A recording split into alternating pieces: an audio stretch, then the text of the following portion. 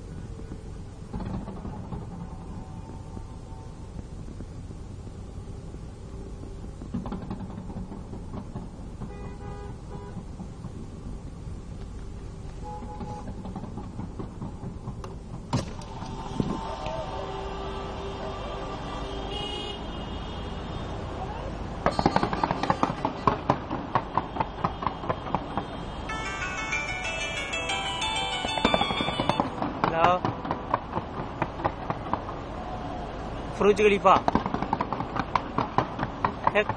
கேக்குதா? வெடிய எங்க இருக்கீங்க நீங்க? நான் கரெக்டா புருஜ் கலிஃபா கீழே நிக்கிறேன். எங்க போன் சார்ஜ்ல போட்டு பெட்ல வச்சுட்டு போனா போனை சார்ஜும் போடாம ஆஃப் பண்ணிட்டு போட்டு போறீங்க. என்னங்க சார்ஜ் துப்புரா இல்ல, அலாரம் அடிக்கல, கிடந்து படுத்துட்டேன். என்ன சொல்றீங்களா? ஹார்ன் அடிக்க ஆரம்பிச்சிட்டாங்க. சரி அப்புறம் பண்றேனா?